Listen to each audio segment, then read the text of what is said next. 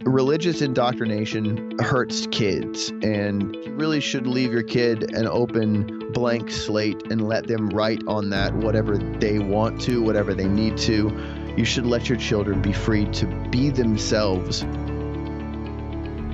Welcome to Voices of Deconversion. We share the inspirational stories of deconversion told by former Christians who are now atheist or agnostic. Our stories remind us we're in it together. They encourage us as we discover who we are and help us to embrace who we become. Now here's Steve with today's guest.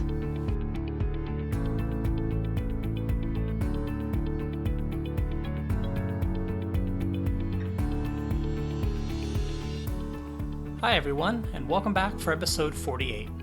Today I have the pleasure of speaking with Richard. Richard called me from Shanghai, China, where he lives with his wife and 2-year-old daughter. He recently started a YouTube channel called Tales from the Church. You'll hear him talk more about that at the end of the episode.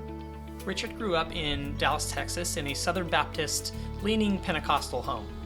We get into so many different subjects. It's a really unique interview, and I really enjoyed the topics we got into.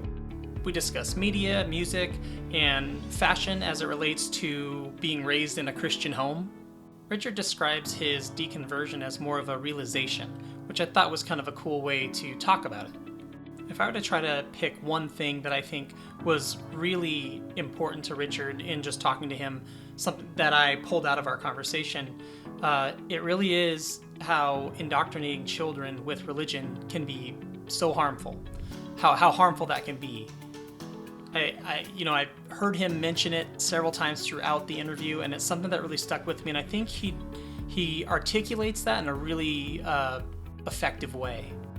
He had so many great quotes throughout this interview that I have to share one more with you before we get into the conversation.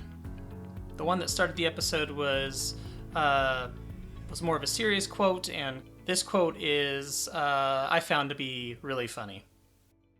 We had Christian radio, and their slogan was safe for the whole family. Half of the songs are about devils and demons, and the other half of the songs are about this dude who came to Earth and was brutally murdered in order to atone for the bad shit that you did.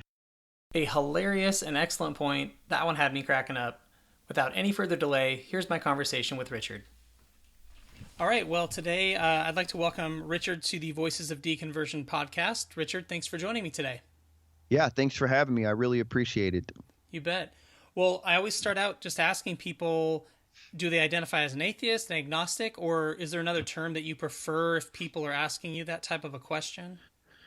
It really depends on who I'm talking to. I have found, for whatever reason, that people, like I'm from Dallas, Texas, and if I'm talking to somebody from the South where people are predominantly religious, it's more likely you're going to run into a religious person than a non-religious person. I found that people tend to take to the term pantheist better than they take to atheist. Oh. I mean, I would call myself an atheist. I am an atheist, but I'm a pretty soft atheist in that I don't necessarily not believe in God. I just think that the likelihood of there being a God is very, very low, and the likelihood of there not being a God is very, very high. So I think there's probably not a God, but I'm not I'm not militant about it in terms of my own belief. If it were proven to me that there was a God, I would just accept it as, if there were evidence, obviously I would have to accept it. Yeah, if I want to be confrontational with somebody, which I used to be a lot more aggressive with the anti-theist, stuff, but I'm a little bit more leveled out. Like, I'm 35 years old. Actually, I'll be 36 tomorrow. Oh, happy birthday. Yeah, thanks. Closer to 40, man. I know. I'm getting close too. I'm going to be 39 in a couple of months, so. Oh, hey. Yeah. But sometimes I call myself atheist, sometimes pantheist, sometimes, agnostic. I think there's probably not a God. It doesn't really go much further than that. Yeah, no, that's cool. Well, tell me about your childhood. How did Christianity influence it? I was born and raised in Dallas, Texas, in the deep South. I was raised in an ultra-conservative Southern Baptist home. My parents were Baptist, but they sort of leaned towards some of the Pentecostal tenets in that they attended Baptist churches. I was in various churches throughout my childhood, but they leaned toward the kind of pew jumping, Holy Spirit possessed kind of thing. And my parents, actually, a lot of people, I think as they get older, they level out and they get calmer. My parents have gone the opposite direction. And as they've gotten older, they've become more Pentecostal-esque. My mom is like a full-blown, my mom is full-blown Pentecostal now. Wow. My dad just kind of goes along with it. He's really passive. My mom she was like the matriarch, of our family unit. But I was raised in the church, and that means I was in the church every day, all day long. I was homeschooled. Okay. So I never really got a chance to interact with people with other beliefs, or even given the opportunity to understand that there were people of other beliefs other than the straw men that the church presented as our opposition, like the opposition to Christianity. Yeah. So for me, anybody, when I was a kid, it was like anybody that's not Christian is just a Satanist. They took it to that extreme. Yeah. So I was pretty sheltered. Yeah. Yeah. So that's a similar, or that's a common in evangelical Christianity, I think, to make anyone who's not even evangelical, like even other Christians are seen in a very poor light, Right. There's a lot of interdenominational infighting that goes on. There are many sort of subsects of Baptist. Obviously, there are Methodists and Episcopalians and Lutherans and Catholics too, and Adventists and Mormons and all these different denominations. They all hate each other. That's really funny. And so it's like, what is it? The no true Scotsman thing, we're the only true Christians and everybody else is bad and they're wrong. Exactly. And that's how everyone else was presented to me. It was a straw man, like, any opposition to our particular brand of Southern Baptist / Pentecostal Christianity is they're evil and they're Satanists and they want to kill babies. Yeah. Like, no joke, that is how they were presented to me as a child. Yeah. Like, I know, like with abortion, that's a real big pro-life is big in those circles. Is that what you mean by, like, they would say, like, they kill babies, or is that kind of what they were referring to? Sure. Yeah. I grew up during I'm like I said, I'm 36. And when I was a kid, I was born in 1982. So I was born right before the Satanic Panic, which by the way, I love it that you call it that. I've never heard that phrase before. That's awesome. Satanic Panic. I mean, that's what it was. It was kind of it started in California as it was a lot of daycares were accused of sexually abusing the children that were in their care, and it started out as these accusations of sexual abuse, but it escalated and the story started to get more and more bizarre. And it became this idea that there were this large underground organization of Satanists, and they were ritualistically abusing children from daycare centers. Wow. And it got really bizarre. It got to the point where they were actually using this regressive memory therapy on these kids. Wow. To kind of ask leading questions and get these carefully worded responses from the kids. A lot of people in those daycares that were running those daycares, a lot of those people spent years in jail, years in prison. Of course, now, it lasted a good decade, but now we know that now we know that it was all manufactured, that it was a kind of hysteria similar to what happened with the Salem witch trials. It was mass hysteria.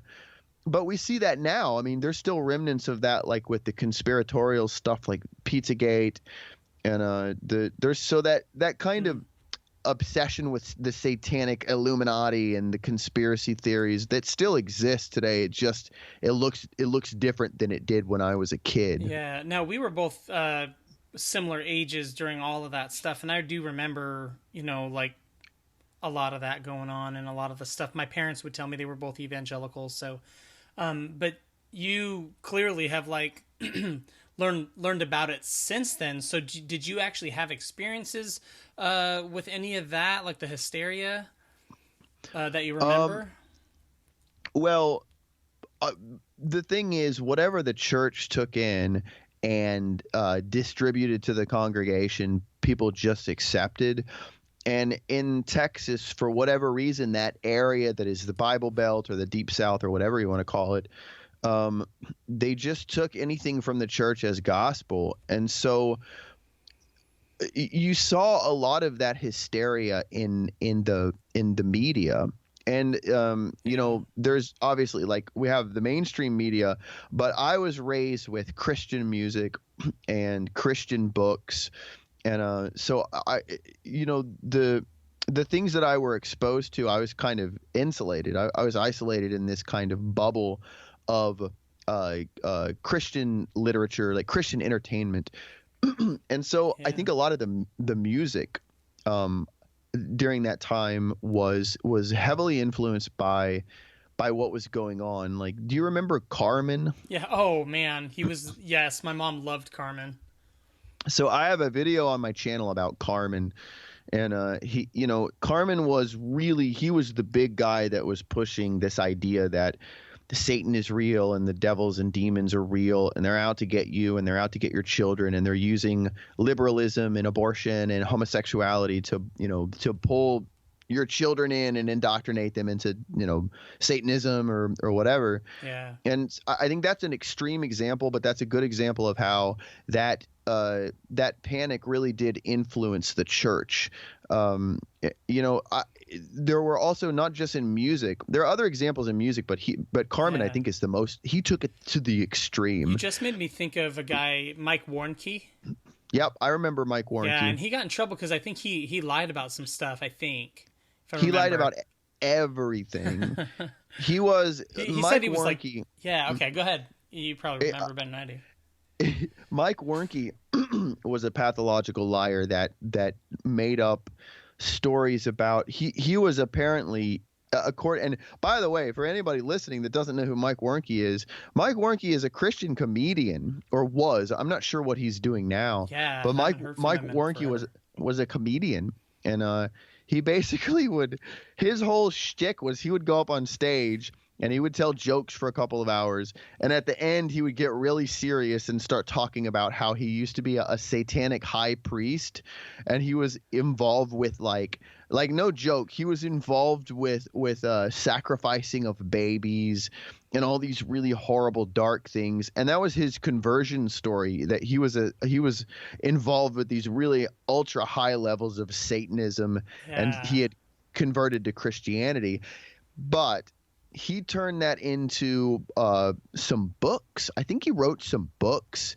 I'm pretty sure he was involved with some other books that other people wrote during that time as a consultant. Like, I think he was like a consultant of the occult. Oh my goodness. And it came out later that a lot of the things he said, most of the things he said about his past were not true. Even little things. Like, he pretty much just made up this whole story to sell to people.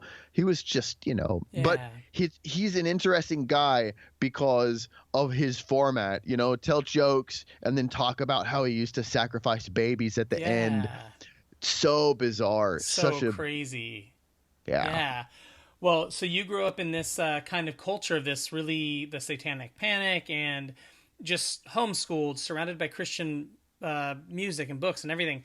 Right. Did you have siblings, and were they also included in that type of stuff, or? Right. I have a brother.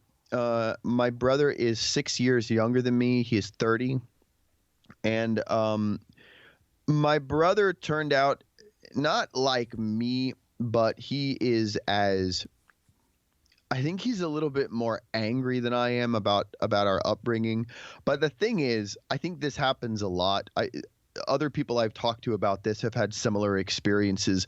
I only have one brother, so I was the firstborn and I'm the oldest. And I think my parents were very, very strict with me. And when they saw what happened and what sort of came of that ultra strict environment, they were a little bit more lenient on my brother. Okay. So my brother also was homeschooled. He was exposed to the church and all that, but they weren't as pushy with him. He's still, I mean, when I say he's more angry than me, I mean, he's still living with my parents. Okay. And I think that they sort of have kind of a codependent relationship. I don't want to get too much into that because he's not here to, sure. but it definitely, both of us were hindered. Our growth and our intellectual development and emotional development was hindered as a result of that environment. And I think somehow he got the worst of it. I don't know if that's just because of his personality. I'm more of a, I don't think it was just my indoctrination that caused me to be a non-believer. I've never really been a believer. It's just that I think his is more anger about his childhood and mine is more about, that I think I would have turned out this way anyway. Just, it's always been stupid to me. It's always just been boring and weird. And, I never really bought into it. So when you think back on the way you were raised, what stands out to you as far as the Christian influence on your upbringing?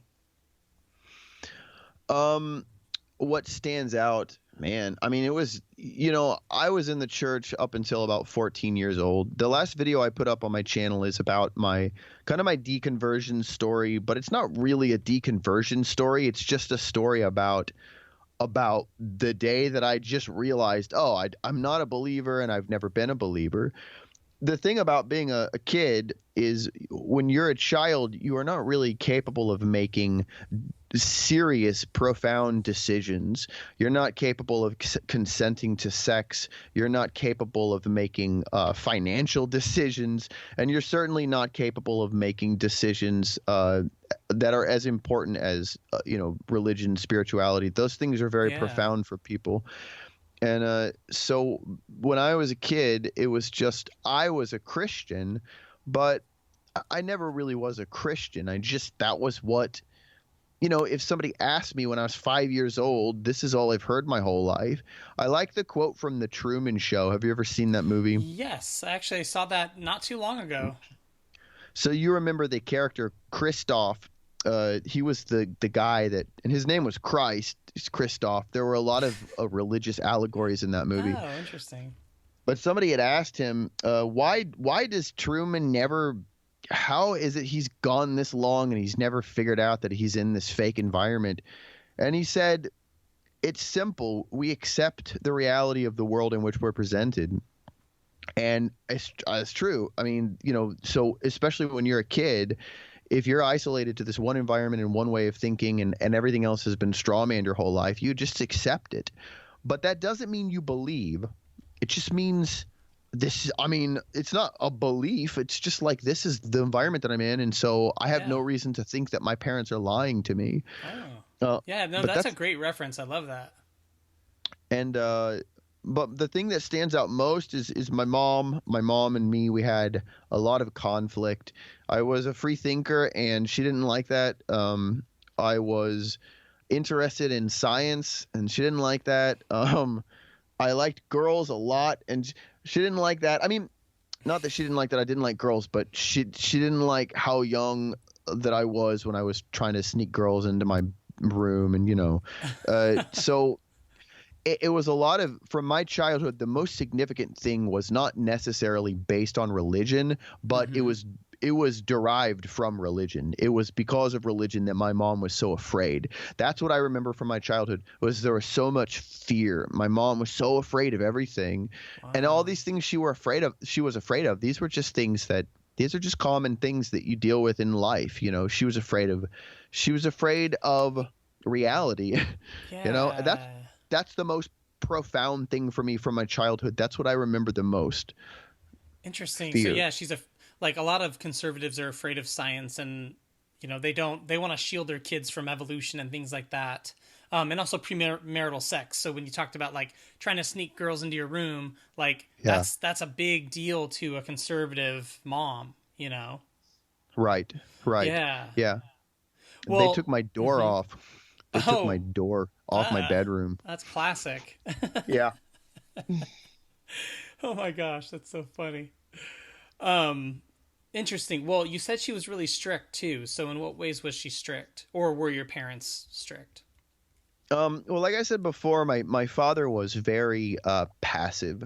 My mom's father was a pastor. My dad's father was a deacon. So they both came from religious backgrounds, but my dad kind of went with whatever my mom did just to prevent outbursts and just to keep the peace. You know what I mean? Okay, yeah.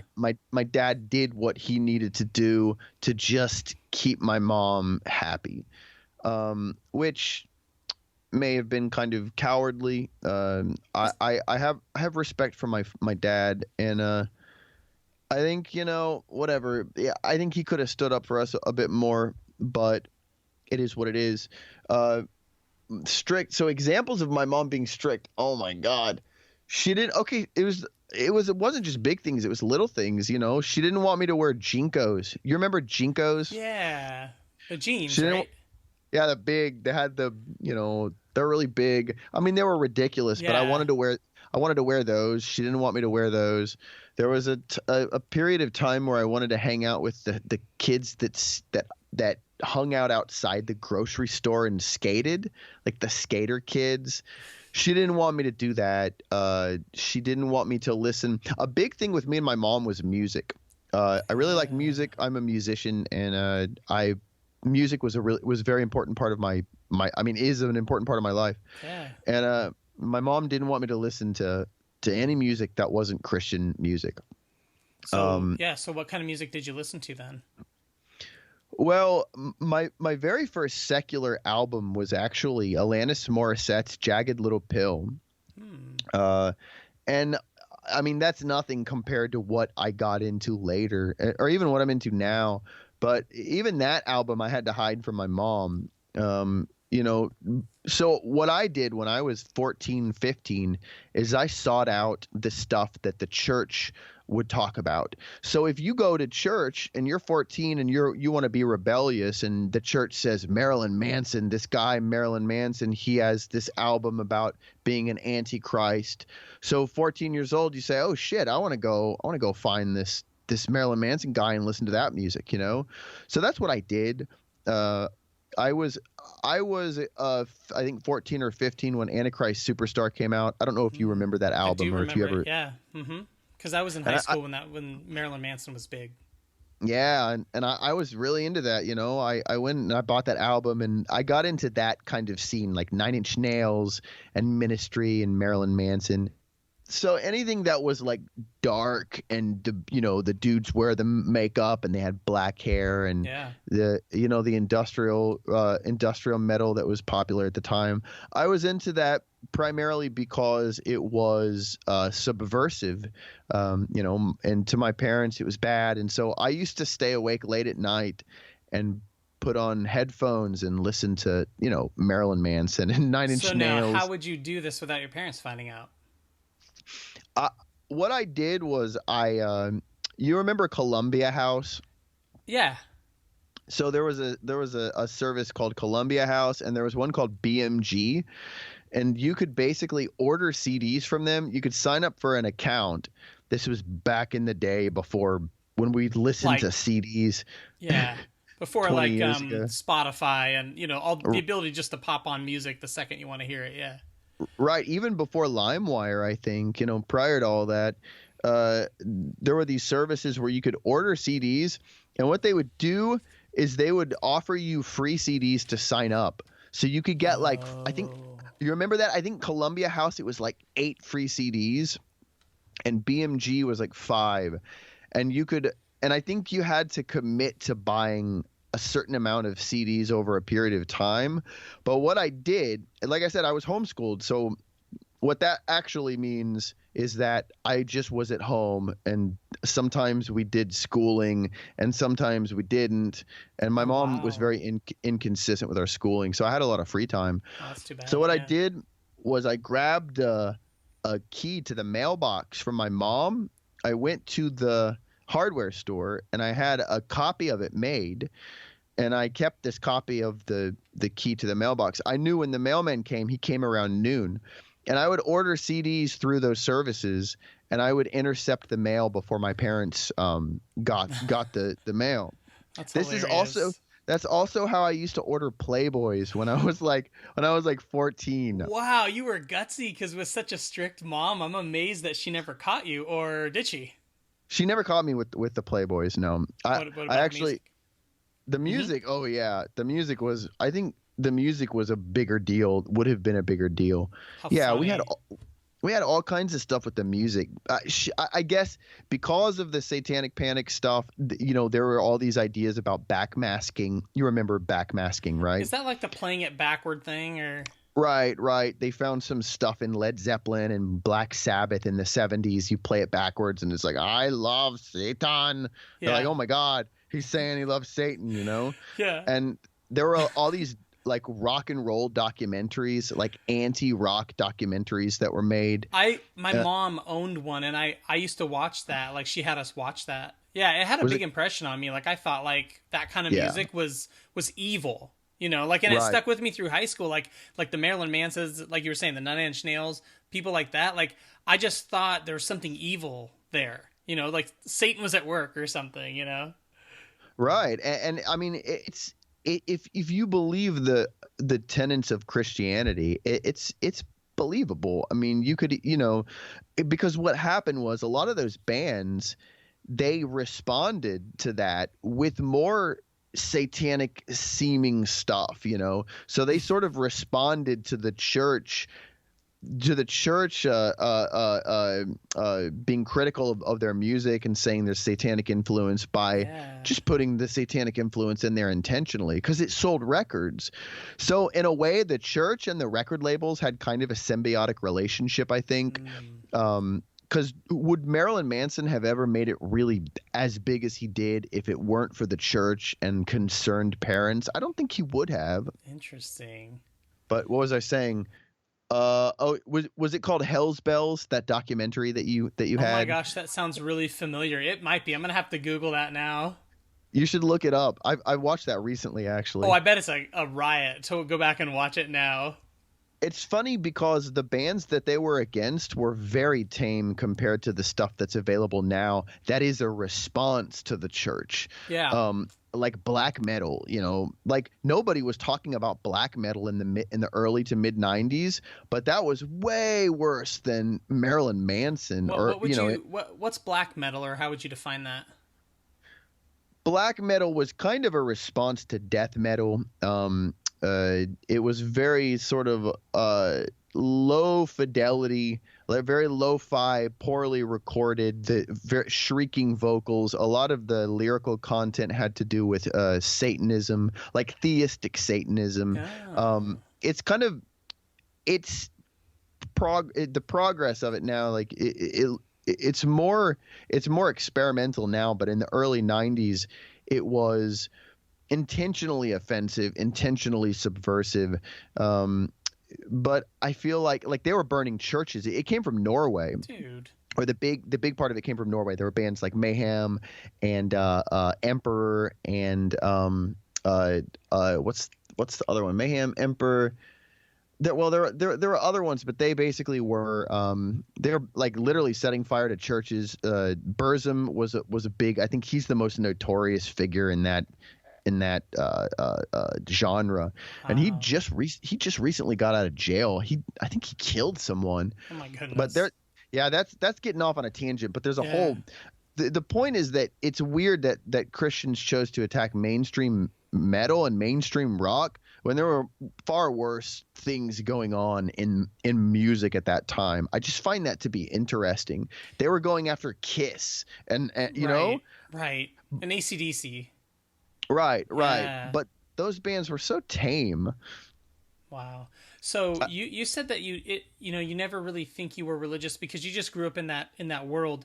Do you ever remember wanting to be more religious or wanting to know God on a personal level, or did any of the messages your parents were giving you or the church was giving you, did any of that appeal to you? No. I So obviously, my upbringing was surrounded by the Abrahamic idea of God. And the Abrahamic God is, to put it very nicely, is not a very pleasant deity. So the if you look at the Bible and all of the things that, especially in the Old Testament, that God did, and all of the laws that he put forward, and all of the demands that he made on people, and all of the sort of contradictions within that his idea of what morality is supposed to be, and the fact that he created all of these people and he gave them these innate desires to do things that he didn't want them to do, and then he wanted to punish them for doing the things that he made them want to do. It just seemed very like if he was real and he that were an actual he were the creator and all of the things in the Bible were true, you know, because I said before, if somebody were to prove to me there was a God, I would accept it. But if it was the Abrahamic God, I still wouldn't worship him. Yeah. He's kind of a childish sociopath. And I don't say that to be like edgy. I mean, you know what I mean? Like the God of the Bible, he really is just, he's very petty. And the things that he's concerned with in terms of morality are so petty. Yeah. And so I never wanted to, I went through the motions. Yeah. But I never had a really deep desire to like have a relationship with Jesus. It was all very boring to me.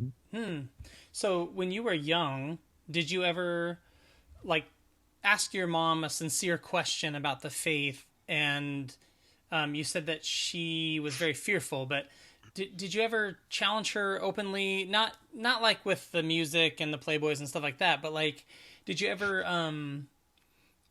like openly kind of challenge them? You said you were into science. Did that ever cause conflict when you were younger? That type of thing? When I was older, I left my house the day that I turned 18. In Texas, you have to be 18 years old to leave. And the day I turned 18, I left. And I was angry with my parents. I was angry with my mom, but I don't, like, I'm still angry, I guess, but I don't harbor any really deep resentment. I say that, but maybe I do. I don't know.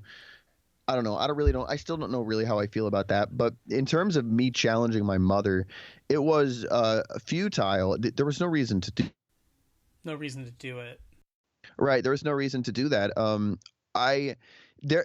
When I was 14, 15, 16, as I got older, I was very, they would call it rebellious. I was rebellious, and I did intentionally sort of antagonize my mom, but she still, to this day, she has no idea the extent of the damage that was caused by my upbringing. She knows that I'm angry. She knows that I don't believe, but I don't think she understands the extent of it. Interesting. You know, and you say extent of it, you mean like how angry you are about the Christian worldview that you were raised with? I mean, it's not even just about me being angry. It's about the fact that I still think about hell. The fact that I still have it, not doubt, but I still have this residual kind of negative thought process that always goes on about everything. It's not as bad as it used to be, but you never really get out. I mean, you can escape, but when you're brought up to believe something, for 20 years or whatever, it doesn't matter, I think, how far away that you move from it. Like, I'm on the other side of the world right now. Yeah. not because of that, but that may have been part of the reason why I started traveling 5 years ago. But no, confronting my mom we did a thing with what happened with my mom was that the thing she was mostly concerned about was that I was very attracted to things that are dark. I like dark things. I was not a bad kid, you know. She would have at the time considered me to be a bad kid, but I really wasn't. Like, I shoplifted sometimes, and I did things that were bad, but I never hurt anyone, or I never did anything that was really that bad. Like, well, within the realm of normal, like, kid stuff, you know what I mean? Like, a lot of kids have stolen things when they were growing up in their teen years and stuff, and didn't end up being criminals, bars. Right. Candy bars and stuff like that, So I got into trouble, but I never got into serious trouble. But I really like dark things. I still do, you know. I like black metal, and I like horror movies, and but I mean, I have a kid. I have a 2-year-old. I'm married. I'm pretty stable. I have some mental issues that probably are not necessarily related to my upbringing, but just my genetics. But I turned out okay. You know, I'm functional in society, and I'm not, you know. But at the time, my mom, I like to draw like violent pictures, you know, and I liked Mortal Kombat. You remember Mortal Kombat? Yeah. Do you remember? I like that kind of stuff, and my mom was really, really concerned because she thought that, you know, this was me having demons in me, or being attracted to demonology and things like that. Right. But the reality is that that stuff, I think, this is my interpretation of that. I really think it started with Carmen, and it started with all those things that I was presented when I was a kid, because it was all so dark. Like, do you remember Bob Larson? Oh man, yeah. Was he on TBN? Red hair? Is that him? Yeah.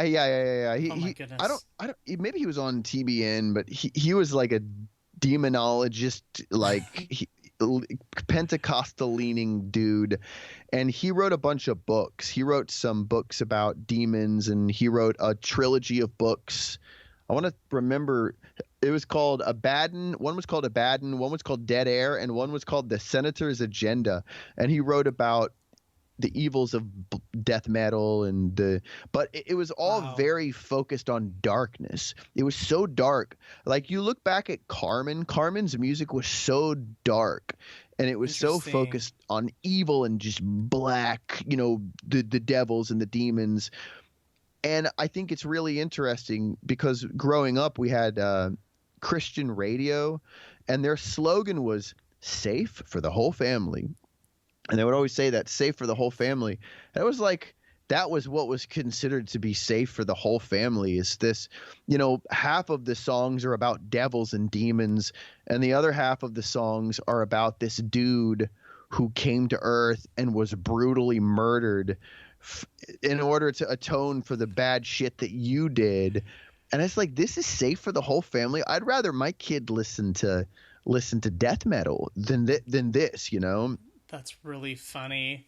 Yeah, like, I think someone pointed out, I forget which documentary it was that I saw, but that Christians love, like, blood. Like, I think it might have been Bill Maher's Religulous, or it might have been a Michael Moore movie, I don't know, but it was like, they're showing clips of all these bloody scenes from Passion of the Christ.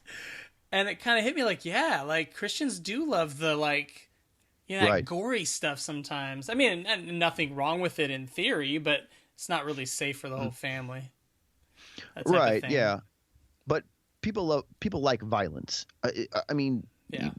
I think just in general, that's why, you know, action movies have a lot of violence, horror movies have a lot of violence. I don't think there's anything wrong with liking violence. Maybe there's some kind of a therapeutic outlet there. Like, if you look at Japan, like, Japan's culture is very proper and very they're very polite.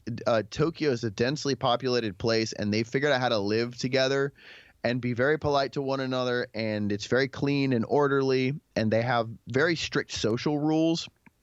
And if you look at their movies, their films, and their like comic books, they're extremely violent, extremely sexual, and extremely violent. And I think there's an outlet there, because there's this thing that's missing from how we communicate with one another, this conflict that's missing, and that's how they sort of represent it. And I think that's healthy. I don't think that that's a bad thing. Yeah, that's taken me some time, because I think in general, like as a person, I don't really enjoy horror movies or violence. Like I have so many friends that I know that like UFC fighting and are into like stuff like that. And I never really got into like the real violent games and stuff, but like as a Christian, I would have viewed that as like satanic and evil and bad. And so that kind of fit with my nature, or like the thing, maybe not nature, but just my interests, or whatever. But then I become an atheist, and it's like, there's not anything inherently bad about watching a horror movie. You know what I mean? Or someone talking about satanic things in a song. It doesn't matter. They're not going out and acting out these things, and there's the whole debate about, media and society and stuff. But strictly speaking, those things aren't bad. They're not sin, as the church kind of portrays them. Right. But what is sin? I mean, sin. Right. To sin is to do these things that God told us not to do, and a lot of the things God told us not to do are ridiculous, and a lot of the things that He didn't tell us not to do would be considered sin by a truly moral person or a truly moral society. So I don't know what sin is. To me, it would be like acts that go against nature, but I don't think you can really go against nature. Isn't everything natural? Yeah, I mean, yeah, that sin is a weird thing, because it's like, in my mind, it's just doing bad things. You know what I mean? But then some of the things God says you shouldn't do have nothing to do with like moral issues. Part of it is Him being jealous. Like, you should have no other gods before me. Like, that's not right or wrong. It's just He wants, all the people for Himself or whatever. But He wanted the same thing that Lucifer wanted. He wanted control, and so God suffers from that original sin. I was talking to somebody about this yesterday, a theist, on the metro in Shanghai, and I was going to the city. Oh, wow. And yeah, well, he's my friend, and we were talking about original sin, and he was saying that the original sin was not the Adam and Eve eating that fruit. The original sin was pride, which was not a sin committed by a human being, but it was the sin that was committed by Lucifer. Yeah. I don't necessarily agree with that in terms of allegory, what that means allegorically, because that story comes later in the Bible, but it predates the Garden of Eden, right? Yeah. But that's interesting to look at it that way, because God was like the most prideful being in all of existence. He demanded that everybody worship Him and sing songs about Him, and the most important rule was, "You shall have no other gods before me." Yeah. So that was the original sin. God was the one that committed the original sin. And if you think about it, how could sin even exist? If one deity created everything, He also created sin. So that conflict exists because He wanted the conflict to exist. Yeah. That's really funny. That's going off on a tangent, though. Yeah. Well, just to kind of summarize your childhood years as far as Christianity goes, is there anything else significant about your childhood that you think is important for people to know about your Christian upbringing? Okay, so I set up a YouTube channel called Tales from the Church about a month and a half ago. It's something that I've been considering doing for a really long time.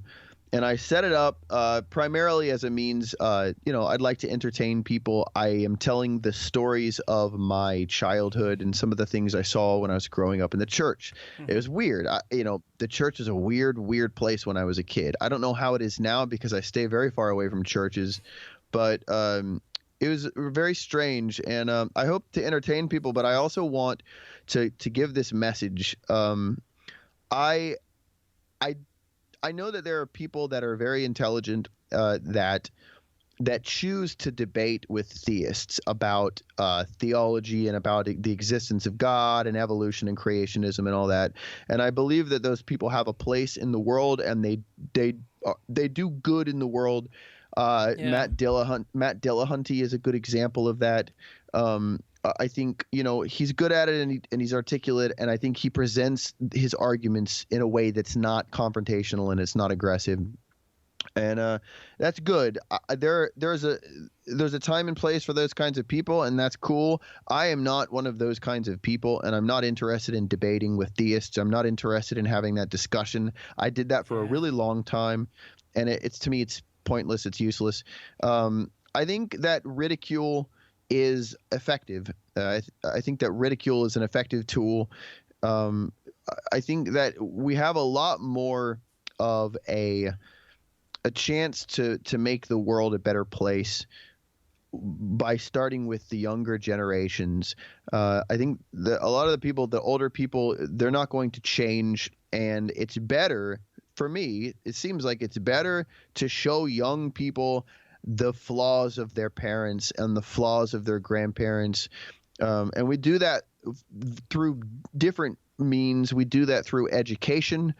I think everybody should be I don't think that – well, I know this is a really controversial thing to say, and I'm not going to apologize for it, but I don't believe that people should be able to homeschool their children.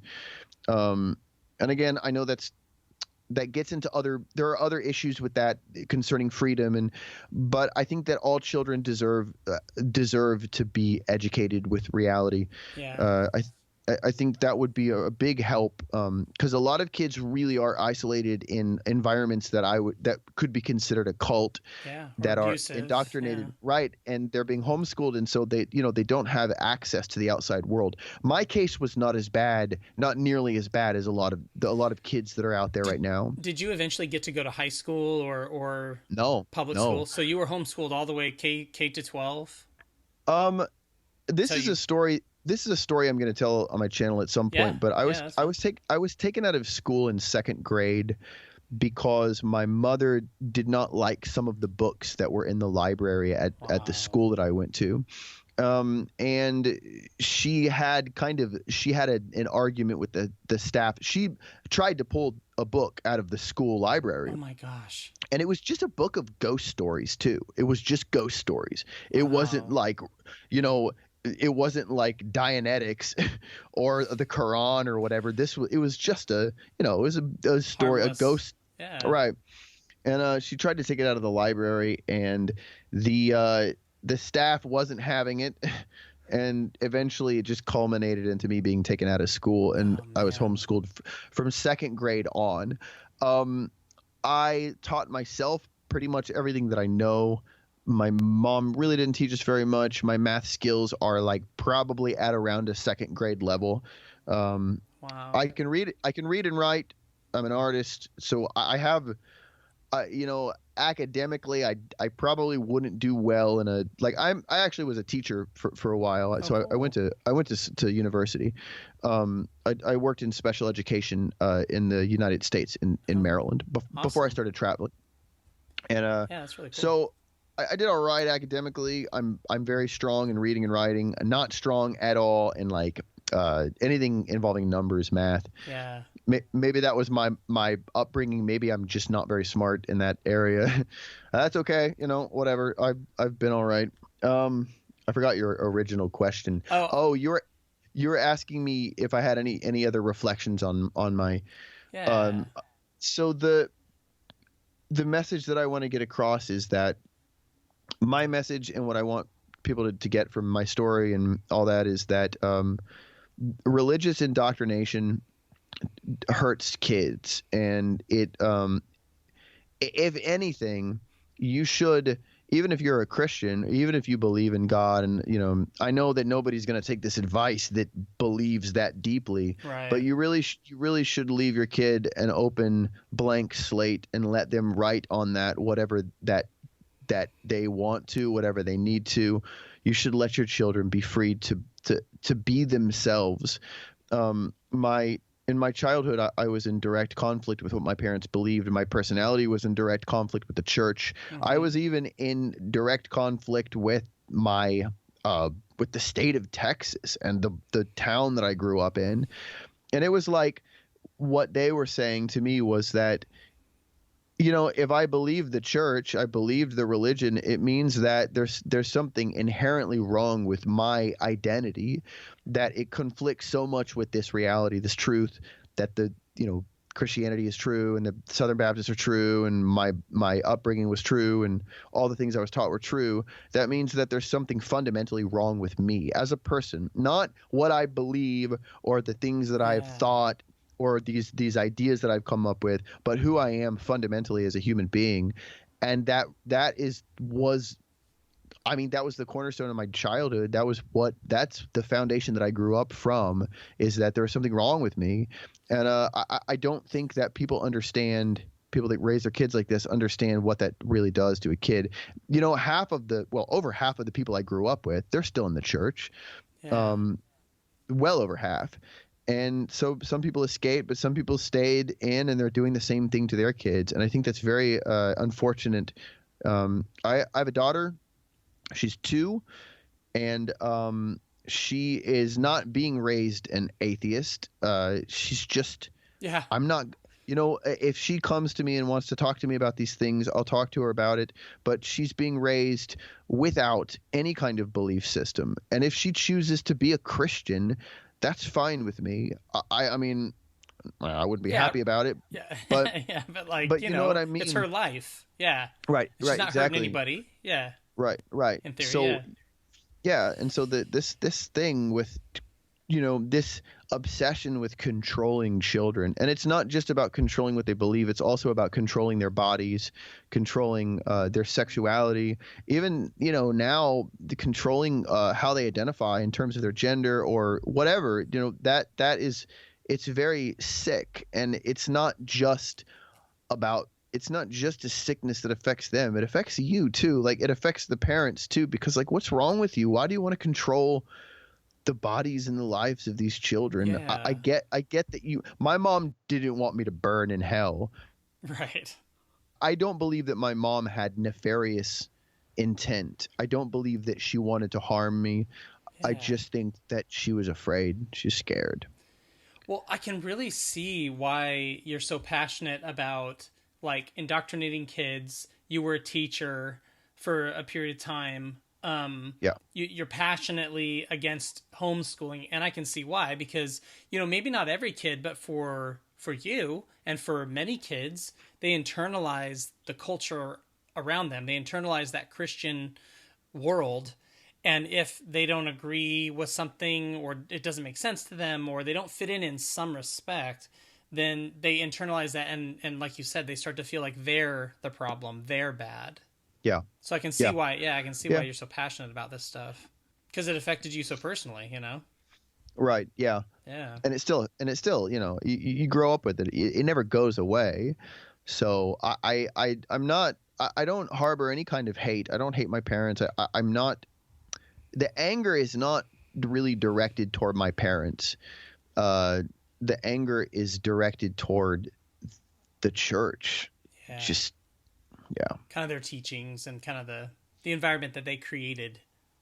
Just religion in general. It's just pointless. I mean, at one point, maybe religion was this thing that people needed in order to understand their relationship to their environment. Why does the sun rise? You know, how am I associated with how the sun rises? And, you know, what's the difference between me and another person?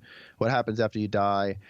And a lot of those questions we can't answer, but a lot of them we can answer now. And I really do think that, you know, and again, this is something that people don't like to hear, but science tries to be the reality, and we deal with the world around us, and we analyze the world around us through science. So I think without looking or sounding too militant, science is set to replace religion, because science eventually will be able to answer not all of the questions, but a lot of the questions that people have, and it already has answered a lot of the questions about the origin of the universe, how organisms evolved. I mean, you can never answer the question why, but we have philosophy and we have people who speculate. But to hold this little thing and say this is truth, even if it has some truth in it, I know everything and I'm going to stop searching and I'm going to stop trying to figure things out. It's so disingenuous and it's lazy. That's true. Yeah, well, and like science will change and adapt based on the facts, where religion can't change based on the facts. I was going to say Christianity doesn't adapt, but it does. You know, like now many churches are fine with homosexuality, with gay marriage. Some churches are, you know.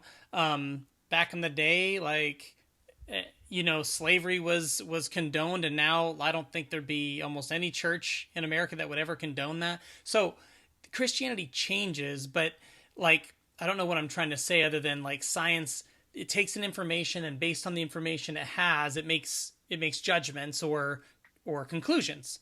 And Christianity can't really assess things objectively. It has to kind of stick to the narrative, at least to some degree, it seems. Right. Yeah. I think the main difference, there's lots of differences, but the main difference is that the church has been forced through social pressure to change, and they never ever change without being dragged kicking and screaming into whatever change needs to happen. So I mean, who knows where the church would be if they did not feel that social pressure to change certain things, like you said with, you know, homosexuality and gay marriage. So the Episcopalians, I think, are I've seen gay priests, openly gay priests, like Episcopalians, but it's different. You know, that's like the liberal version of Catholicism, but of course you have primitivist Baptist churches that would never, you know, like, or at the extreme you've got like Westboro Baptist Church, but that's the extreme, but they're just saying what a lot of people just don't say. You know what I mean? Yeah. Like they're really sort of a true representation of what Christianity would be if it followed the Bible, like, you know, letter to letter. So in a way they're more genuine than a lot of the more liberal churches. Right. But yeah, science changes in response to new information, or not science, but the, you know, research, and it changes in response to new information. Christianity has changed in response to extreme social and political pressure, and it takes years, decades, centuries even to push forward change like that. So of course they don't condone slavery. They can't. I mean, you know what I mean? Right. But they could at one point. Yeah. Right. And they did. Yeah. And we really weren't that much different a couple thousand years ago, were we? I mean, were we that much different in terms of what was going on in our brains? And when did we become humans? Like 200,000 years ago? So a couple thousand years ago, we weren't that much different. I mean, we just have access to new information now. Yeah. I was going to ask you, so as you began to grow into who you were, like later teen years maybe, and you began to kind of, you kind of realized you weren't Christian and probably were pretty firm in who you were at that time, at least as far as religion goes. Is there something you were able to experience in life or something you were able to learn that you don't think you would have if you had stayed in that Christian environment? Drugs. Lots and lots of drugs, man. I left home when I turned 18 and I went absolutely insane. I already had sort of underlying mental health problems, and I left my home. I moved into a place like, I don't know if you still have these. I haven't been to the States in a really long time, but they had these like hotels that were, I guess they were motels. I don't know, that were kind of, you could pay by the week. Do you have those? I think you can still do that. I feel like they still have those. Yeah, I feel like you can still do that. I don't know. I haven't really. So I had like a really shitty job at the time. I wasn't making very much money, but I really wanted to move out. So I went to one of those places. You actually pay more per month for those than you would an apartment, but there's no vetting process. Oh, So you don't have, gotcha. so you can just go and they give you the place. So that's what I did. And did drugs, lots of drugs. I think I sort of like I'm traveling now. I'm 36. I'm traveling now, and I kind of consider the traveling I'm doing as being this external thing, whereas when I was in my 20s, I was traveling internally. Uh, I That's a cool way to put it. yeah, I don't really regret anything. I think, I overdid it. I definitely overdid it, and I wouldn't recommend like my daughter do the same thing. But I think it was a good thing for me to experience because it broke me out of that shell that there was one way of looking at things. Even though I wasn't a Christian, when I was in my early 20s, I still had I was much more conservative then than I am now. I was, to a certain extent, I was pro-life at that time in my early 20s, or more like anti-abortion. I was still pretty I still am into religion as a subject. Yeah, I'm yeah, it's interested fascinating. yeah, and I still had some kind of quirky, weird ideas, like Jordan Peterson-esque ideas about, like really kind of fluffy ideas about God, right? More, I guess, like pagan, maybe. Maybe I was kind of a pagan. I don't know. Okay. I think labels are weird because my beliefs have Yeah. changed over time. Yeah, they're But hard.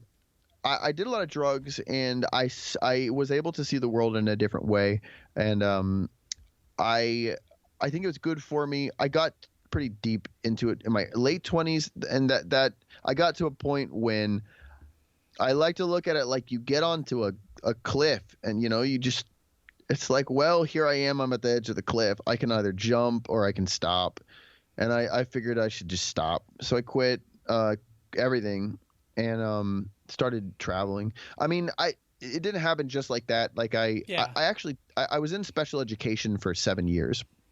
And so the bulk of that really serious drug use was the first part of my 20s. Mm-hmm. And I moved from Dallas to Baltimore when I was 21.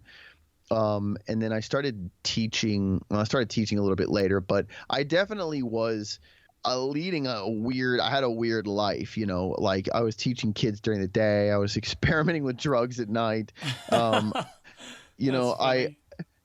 You meet a lot of weird people in special education, though. Special education is a weird field, and I think a certain kind of person is attracted to it. They're way different than general ed teachers. They're kind of quirky people, because I think maybe they have more in common with the students than they wanna believe that they do.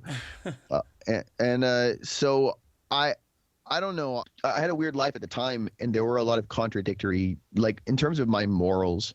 I don't necessarily consider drug use to be immoral, but I think it conflicted with some of the other stuff that was going on in my life. I was working with kids, and I also I felt very conflicted about a lot of things. And I was engaged to be married, and things didn't work out, and I realized that I was trapped in this idea that you have to do what you have to do. Like, I have to get a job. I had to, go to school and get a job and work and get married and have kids and settle down and stay in one place. And I just was so scared of stability. I didn't want to have stability. I didn't want to be responsible. So I sold everything. I quit my jobs. I severed ties with a lot of people. I went through like a breakdown, and I took an airplane to Kathmandu, Nepal. Wow. And I lived in Kathmandu for a year. I spent some of that time actually at a monastery in Lumbini doing meditation, like doing silent meditation. It was kind of a cleansing process for me. That's kind of cool, though. Yeah, it was, I wanted to just be as irresponsible as I could. I just wanted to.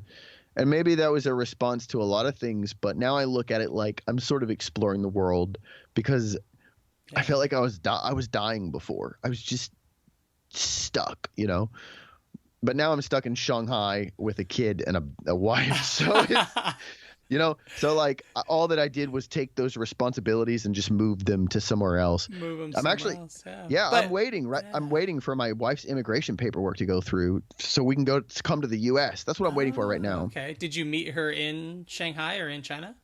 Yeah, she's Chinese. She's from around Beijing. She's from like around close to Beijing. Oh, cool. So And, you guys are planning to move back right, to the States. But back for you, I guess. Yeah. yeah, well, we're gonna come back to the States, and I want to do I really want to travel around the States because I've been traveling around Asia, a little Southeast Asia, and China. Okay. I went up to Russia and Mongolia, and I kind of want to. We've been traveling with the baby, but I kind of want to do I want to travel around the States, That's cool. because I never really traveled much around the States, just like East Coast, Well, from like. I'm so super jealous of you because like my wife and I we're kind of at the point in our lives now where we can start traveling, and we're going to go on a family trip in the near future here. That's cross country, and we're pretty excited about it. But that just sounds so neat. Like our goal is to travel, to different places around the world, and just I want to experience different things like that. So I love hearing these stories about how you went to Kathmandu and you lived there for a year, and then you lived in China, and you were able to kind of explore your world. And I just think that's sounds so exciting. Yeah, I wish I had started a little bit earlier, but I don't know. It's like another part of my life. I look at it like my first 20 years was this religious stuff, and then my 20s was drugs, and now I'm doing the traveling thing. And I don't know whatever is going to happen next, but I always tell people to travel because you're going to die one day. You may as well do stuff and enjoy life and not be stuck in one place. I think about death a lot. Not because I'm not afraid of death. I'm pretty comfortable with it. My own death. I don't want other people to die, but I'm pretty comfortable with my own death. And I feel like thinking about death is healthy. I think more people should confront it because, once you do realize, because that's really why religion exists now, is because people are afraid of death and whatever happens after you die. If you just accept it, look, I don't know what's going to happen when I die, and neither do you. We should just sort of enjoy the life that we have, because all that we're really sure of is that we're conscious. Yeah. That's all that you really know. And everything else is just speculative based on your senses. Even your consciousness is based on your senses, but at least you exist in some form. So you may as well go travel. It's fun, dude. It's a lot of cool. It's hard work though. But when you look back on it, it's like, I had this time. I did a lot of stuff that, that other people don't get to do or choose not to do. And exactly. I reckon you should do it though. Definitely travel before you die. Yeah. All right. I'm going to do that. So I was going to ask you, a lot of times I ask people, because they went from very religious in their younger years to, an atheist or an agnostic. And I always ask them this question, but I think this question still applies to your situation, even though you weren't super religious growing up. You grew up in a very strict Christian home. You said that in your 20s you were, you kind of became really conservative, and then you got into drugs a bit, and then and you started traveling. So you have gone through a lot of changes. There's been a lot of different changes in your life, some big drastic changes. When you think back on your life up to this point, what's something positive about yourself that has stayed the same in all of that, in all those years? Something positive about myself that has stayed the same. Yeah. Well, I don't think that I've changed fundamentally. There are these things like beliefs. I don't believe that belief defines a person, because my beliefs are pretty fluid. I go back and forth between what I believe, and I think that's okay. I don't think that's disingenuous. I think that should be how everybody is, because once you just grab a belief and say, this is what I believe, you sort of stop looking, you stop searching. And I don't know why anybody would want to do that. Yeah. But I don't think that I've changed fundamentally. I think my beliefs and my political beliefs have changed, and my views on social things have changed. I'm definitely more liberal now than I used to be. But I never changed fundamentally. My identity, is the same. I don't want to I'm an artist. Mm-hmm. I've always been an artist. I'm a musician. I've always been a musician. I like to explore. I like to climb. I think that's always been there. That's So these cool. things that are, but those aren't things that you choose. I know That's there's a okay. debate. There's a Yeah. debate about whether you choose your beliefs or not, and I don't know the answer to that question. I think I've chosen my beliefs, maybe some of them, and some of them I haven't. I think it's a good question that I don't really know the answer to, but underneath all the things that you are, your beliefs and your schema, the filter that you've set up through your whole life, that everything goes through, whoever you are underneath that, that's just you, right? That's who you are. Like my baby came out, and she was immediately who she is now. Like she never, you know what I mean? Like she has, Yeah. I don't know if you have any kids, Yeah, yeah, I have two but boys. Yeah, but they're older. They're in high school now, but yeah. oh, okay, gotcha. So, they don't really ever, you don't give them their personalities. You can Right. try, but my baby is very similar to me. She likes to explore. She's very headstrong. She's rebellious already. She's 2 and she's already trying to push the limits. And you could see her personality literally the day she came out. That's so So funny. I don't think that ever changes. I think people Yeah. can be really, really messed up by the stuff that they go through, Yeah. and you you have stuff that stacks on top of you. Like mental illness is not. I have some mental illness. It's not who I am, but Yeah. it's something definitely that people can, depending on how well somebody knows me, that people can see, and they could maybe mesh that together with my personality, but that's not who I am. Right. So I think, yeah, I think everything is the same. I think I'm the same person. I'm Fundamentally. definitely, yeah, fundamentally the same person, but I Yeah. think everybody is. People change, but it's just their outlook and beliefs that change, and people should change. Nobody should ever stay the same. I don't understand why people want to do that. This is truth. I'm done. I'm going to go to sleep now. Like, why would you do that? I don't understand that. Yeah, yeah. So speaking of people who change, I have a lot of people who listen to this podcast who have deconverted from Christianity, and for a lot of them, it's really traumatic, and it's just this. It was for me. What encouragement or piece of guidance would you give someone like that? I think it depends on what that means, because if you're talking about the people that I've spoken with about this, about coming out of Christianity, that really did believe, and I assume what you're talking about, you really did True believe, right? belief, right? So you were a believer. So when you come out of that, it's not necessarily a choice. I mean, maybe you choose to look at it, and maybe you choose to look at it, and to look at it objectively, or to look at it critically. But I think you don't really choose to, like, when you really see it, that moment when you see it and you think, I think it's not really a moment, but it's a progress of little moments, and Yeah, eventually you get to the point where you say, I can't believe this anymore. I could understand for somebody like you that it would be more traumatic, because essentially you're leaving what you believe to be the most profound relationship that a human being could possibly have. yeah. That's a good way to put it. So you have this personal relationship with Jesus, and I understand that's profound for people, and that's something that is like your whole life. Yeah, So you're leaving that, and I can't say that I know what that's like, because I never was a believer. I never was really a believer. I have a conversion story, but it was more like I cultural. realized that, Yeah, yeah, I realized that I didn't believe. Um, I think it's important for people to understand that the world is not a bad place. And that there is a lot in the world for everybody. Like, there are bad things that happen in the world. There's bad stuff going on politically in the United States. I mean, it's everywhere, there is change, and people are afraid of change. But I think in terms of what that fear that drives people to religion, regardless of how it ends up later, how you look at it later, like I have this relationship with Jesus or whatever, I really do believe it's foundationally it's fear. It's fear of failure, and it's fear of being alone. I think that's a big part of it. It's a fear of death, a fear of all those things that are mysteries.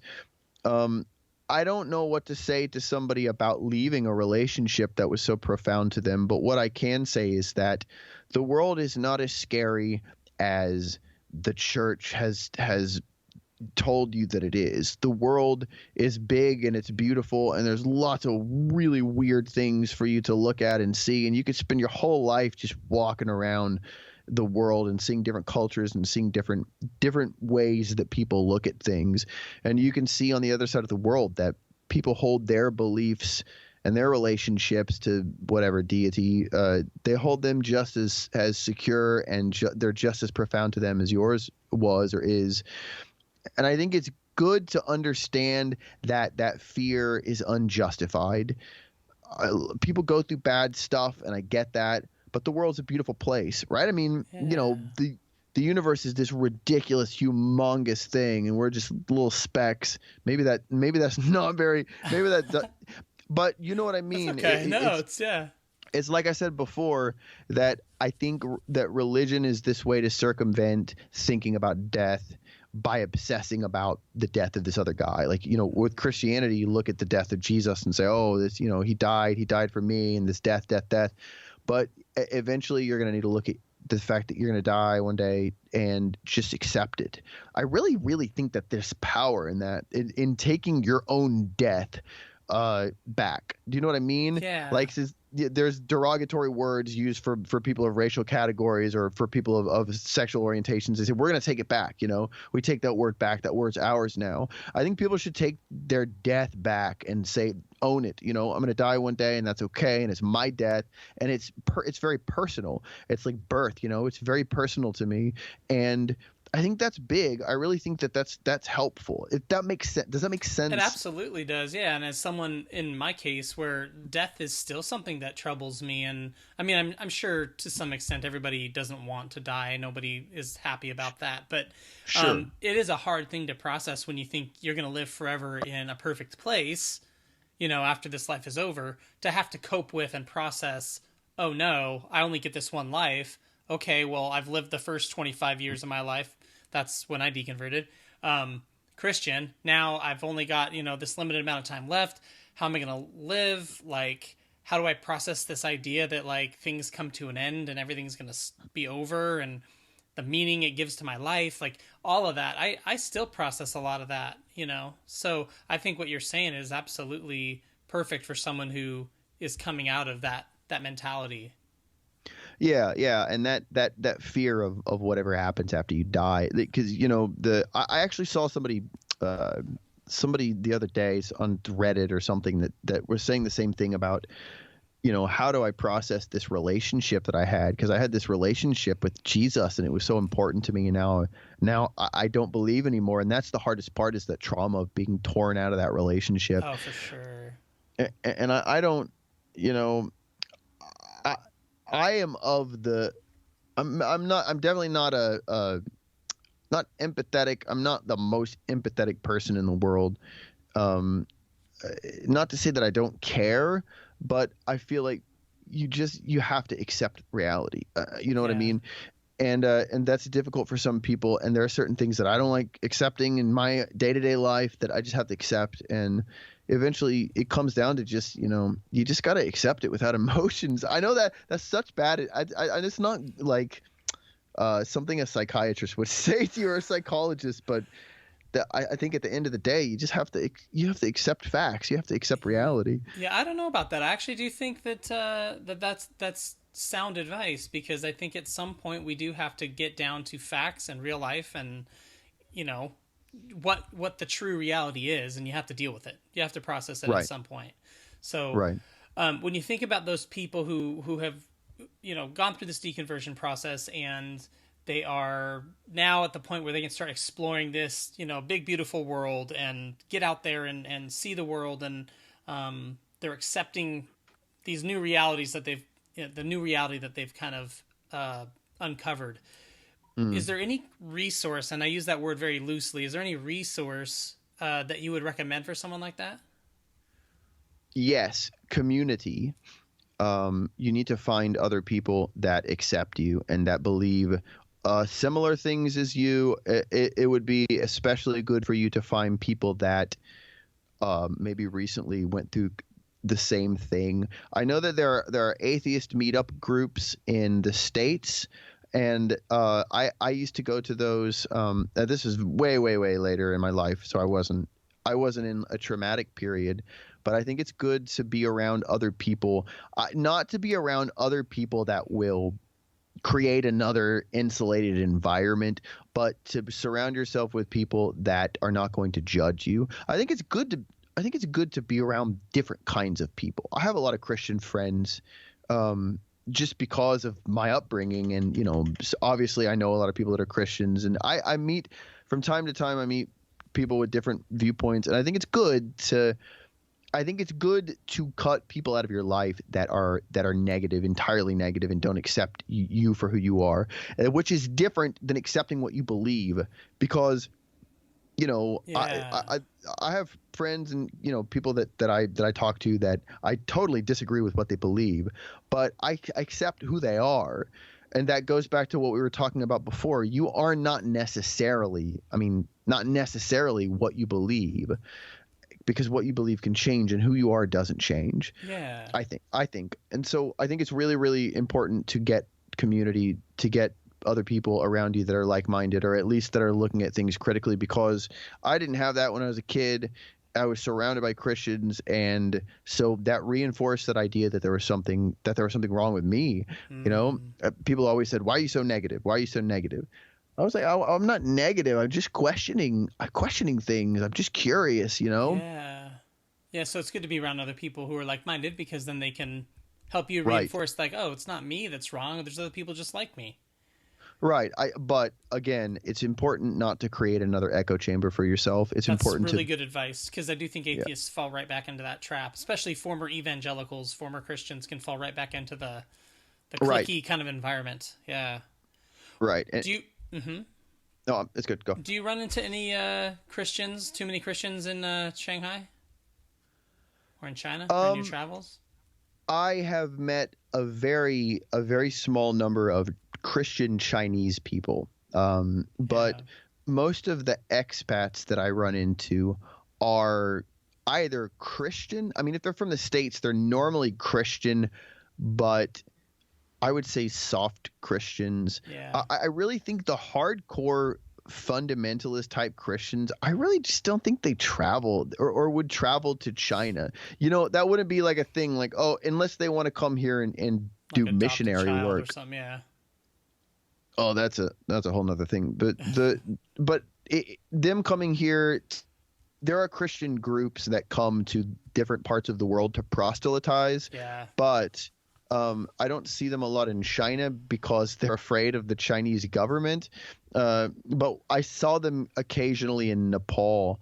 And what people do, for all you Christians that may be listening that do this kind of work, when you go to India, when you go to Nepal, when you go to Malaysia, when you go to Cambodia and you proselytize, what people are going to do is they're going to pretend to convert so they can have your free food and drinks that you bring.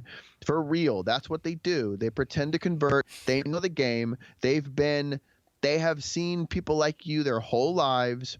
They have disdain for you. They don't like you. They just want you to go away. And if you have stuff to give them, they'll take it from you and they'll pretend to convert. So when people go back to their churches and say, we saved 1,000 lives. No, you didn't. You didn't. They're just going to go back to being Hindus or Buddhists or non-Christian or Muslims or whatever. That they're not listening to you. They know the game, dude. Like, yeah, that's really funny. But I do meet Christians. I met one guy at a bar once that was very Christian, and I was drunk. We were drinking. I don't remember what we were drinking, but it was liquor, like shots. I think it was tequila. That's what it was. With a Christian? And I was really no, he wasn't drinking. Oh. No. Okay. Oh. It was this guy that I know. Yeah. Was playing a show. He plays acoustic guitar and he was singing, and his friend came, and they're both Christians, but his friend was super Christian. Yeah. And I heard him talking about something about God or Jesus, and I decided that it would be funny to do a toast to Satan. I was really drunk. I'm not normally confrontational. It's kind of I wasn't. Sounds like a drunk toast, yeah. I was like, hail Satan or whatever, and he just flipped out. And we ended up having this 2-hour long conversation about just whatever, about God and Christianity. And that is really funny. But generally, I meet soft Christians who are just people that say, I'm a Christian, but they don't really know a lot about the Bible. And I typically leave them alone because there's no point. There's no point. You don't want to destroy someone's faith, yeah. Well, I don't mind destroying someone's faith. I'm saying that it's pointless because they really don't have faith. It's like somebody that says, I'm a Cubs fan, but they don't really watch baseball or whatever. It's just how they grew up. You know what I mean? Yeah, you're from Dallas. Yeah, you're a Cowboys fan? Okay, fine. I'm a Cowboys fan. It's kind of like that. Yeah. Well, is there anything that we haven't discussed that you wanted to share?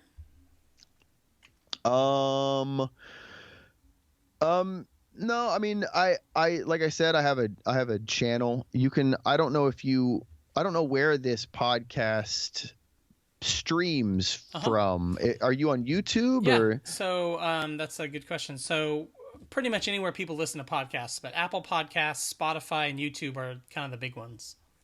Okay. My channel is called Tales from the Church. I have 65 subscribers right now. I started it I don't know, a month and a half ago, and I'm going to be posting videos just about my upbringing, my childhood. I might do a live show at some point, but I'm not sure about that. Cool. I got a lot going on in my life right now. Generally with these kinds of things, I try, and my final word is something I already said, that indoctrination is bad for children, is bad for society. It's not an anti-religious message that I have, or an atheist message even. My message is that when a child is born and you put all of this darkness onto them at a really early age, it's tantamount to child abuse, and it's wrong. Regardless of what you believe, I think it's wrong, and you should let kids be who they are. I mean, that really is my message.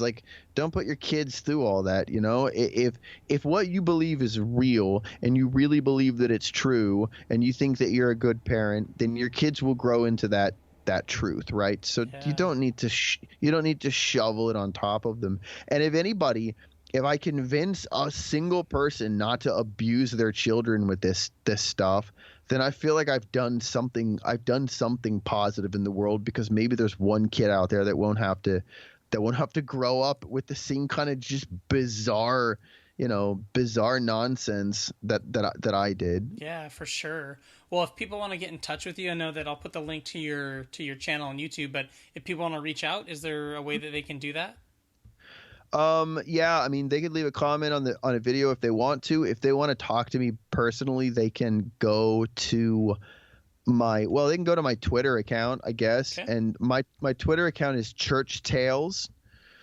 And you could even email me if you want to talk. I'll respond to emails that are not death threats, okay? You can send me I think that's a very fair policy. I might respond to death threats. You can send me an email at talesfromthechurch@gmail.com. And my name is Richard. Yeah. Okay, cool. Awesome. Well, Richard, it's been really fun to hear your story, and I really liked kind of how the conversation went. We got to get into a lot of different topics, everything from travel to the satanic. What was it called again? The Satanic Panic. Yeah. It's really interesting. You should look it up. Yeah, if we ever had time to chat about that, I think we'd have a lot of similar stories, because it sounds like we had some. We were listening to the same kinds of Christian singers and media people. Those names were all so familiar to me. I have not thought about those names in probably 20, 30 years. It's crazy. Really? So, yeah, no, I mean, I thought about Carmen from time to time, but Mike Warnke, I hadn't thought of his name in forever. It's so funny how these things just pop up and you're like, oh my God, that totally was something that I listened to. So yeah, so I had a lot of fun. It was good to talk to you. Yeah. It was good. Thanks for having me on. I really appreciate it. I like talking about this stuff because it gives it's like therapy. It's kind of some kind of therapy, maybe. Oh, for sure. Yeah, it's really funny because I started this podcast to try to help encourage people who were like me. I mean, and are like me, because I actually do think like part of what I get out of this is talking about it and having people kind of affirm my experience, I affirm their experience, and it is kind of a therapy in a really funny sense, you know. Yeah, definitely. Thanks for listening to Voices of Deconversion. Be sure to join us next time by subscribing to the podcast. If you'd like to learn more, check out our newsletter at vodpodcast.com.